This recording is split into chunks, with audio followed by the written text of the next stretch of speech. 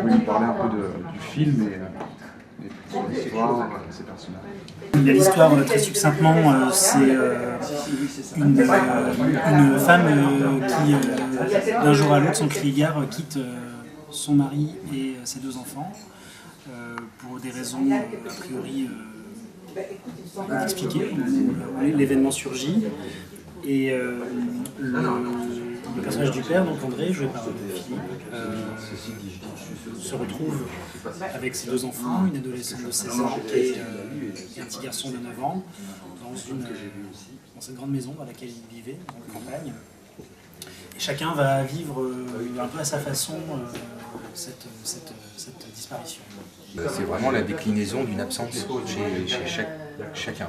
Et comment une famille peut se voler en éclats comme ça, et puis et tenter de reconstruire quelque chose avec quelqu'un qui manque, la mère. C'est un artiste un peu en difficulté au moment où le film commence. Enfin, il est un peu il est sculpteur, il se pose pas mal de questions, il a l'air de se réfugier vers d'autres choses qui lui font plus plaisir.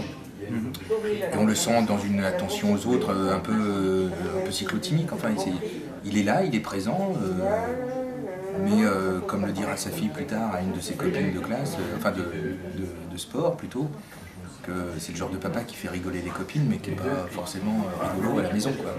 Entre Philippe Torreton et Lola Dueñas, il y avait quelque chose auquel je croyais d'emblée, et d'ailleurs je pense qu'on peut aussi considérer que c'est une famille d'acteurs assez proche. Ils ont aussi une manière d'aborder les choses qui est très proche. Pourquoi avoir choisi le paysage à Vallonné de l'enfant?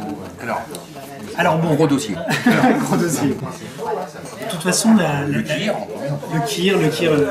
on en revient toujours. Le blanc. Virancy. Le Vézélé.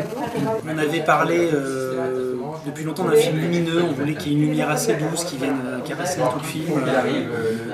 J'aimais l'idée que les images du film soient en léger décalage avec les circonstances qui sont terribles, mais d'avoir justement quelque chose d'un peu particulier, d'un peu solaire. On a cherché une maison qui correspondait à des critères très précis sur le scénario. On est tombé sur ce moulin à Voutenay qui correspondait quasi parfaitement à tout ce qu'on cherchait. On a passé 4 semaines ici, à Vallon, les alentours, et une semaine à Paris. La semaine de tournage à Paris était d'une tristesse abominable. Les gens rentrent chez eux, puisque la plupart des techniciens étaient parisiens, quelle que soit la région déjà. Le simple fait déjà de se déplacer pour faire un film, de vivre cette aventure de façon, comme on pourrait dire, collégiale. C'est, je pense que c'est extrêmement important. Ce qui compte, c'est vraiment comprendre que le cinéma, ce sont des gens qui se déplacent, qui découvrent des territoires, qui découvrent des gens, qui découvrent des restaurants, des hôtels, des maisons, des lieux, des balades. Qu'est-ce qui vous a plu en Bourgogne? Qu'est-ce que vous avez pu découvrir Déjà, j'ai pas découvert la Bourgogne avec ce film, mais j'ai pu en tout cas y rester 4 semaines, chose que je n'avais jamais fait avant.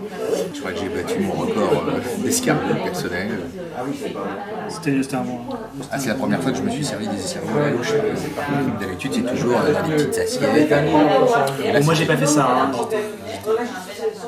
Bien sûr. Travailler à ce moment-là. En refaire des trucs. Est-ce que vous avez éventuellement un mot à dire pour Guillaume qui nous écoute et qui nous regarde? On espère que le film sera suffisamment visible ici, évidemment. Qu'est-ce qu'on peut leur dire? De rester comme vous êtes et de continuer à accueillir des films, mais aussi du théâtre. Et d'en diffuser aussi, parce qu'il y a un réseau assez formidable. Merci. Merci. Et puis j'espère pour vous en tout cas que ça marchera. Il sera diffusé. Nous aussi, on l'espère. Oui.